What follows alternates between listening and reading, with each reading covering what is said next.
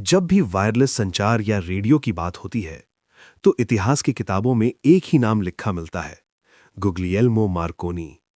लेकिन क्या सच इतना ही है? क्या आप जानते हैं कि मार्कोनी से पहले एक भारतीय वैज्ञानिक ने बिना तार के सिग्नल भेजकर दिखा दिया था? एक ऐसा वैज्ञानिक जिसमें विज्ञान को अपना स्वार्थ नहीं, बल्कि मानवता की सेवा माना। फिर क्यों उनका नाम इतिहास के पन्नों में पीछे छूट गया? ये कहानी है सर जगदीश चंद्र बोस की। 30 नवंबर 1858, बंगाल का मयमनसिंह। जगदीश चंद्र बोस का जन्म एक ऐसे परिवार में हुआ जहां शिक्षा और स्वाभिमान सबसे बड़े मूल्य थे।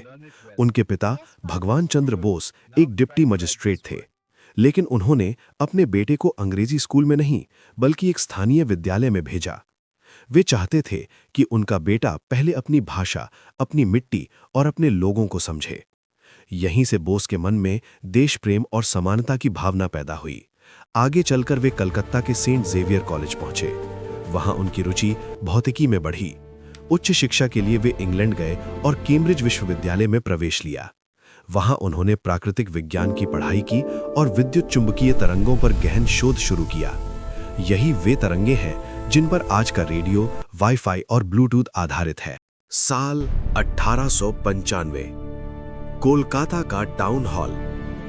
जगदीश चंद्र बोस ने एक सार्वजनिक प्रदर्शन किया। उन्होंने बिना किसी तार के एक स्थान से दूसरे स्थान तक सिग्नल भेजा। उस सिग्नल से एक घंटी बजी और एक छोटा विस्फोट भी हुआ। ये सब हुआ बिना किसी तार के। ध्यान देने वाली बात यह है कि यह प्रदर्शन मार्कोनी के प्रसिद्ध प्रयोग से पहले हुआ था। बोस ने मिलीमीटर तरंगों पर काम किया। उन्होंने एक अत्यंत संवेदनशील उपकरण बनाया जिसे कोहेरर कहा गया।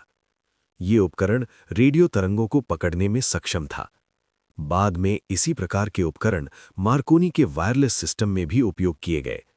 इतिहासकारों का मानना है कि बोस की खोजों ने वायरलेस तकनीक की नींव रखी। लेकिन यहीं से कहानी मोड़ लेती है।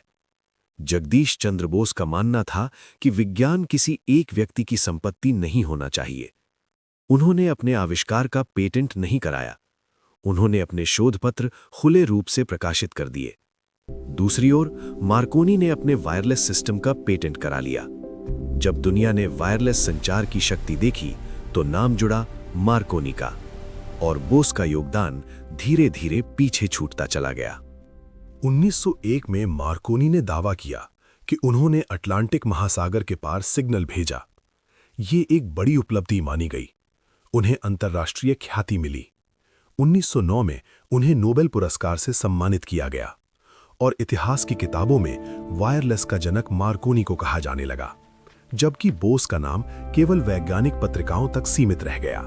परंतु जगदीश चंद्र बोस ने कभी शिकायत नहीं की।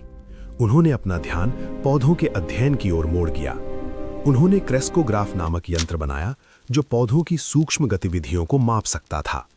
उन्होंने सिद्ध किया कि पौधे भी दर्द महसूस करते हैं, प्रतिक्रिया देते हैं और जीवित प्राणी हैं। उनका ये शोध विज्ञान की दुनिया में क्रांति लाया।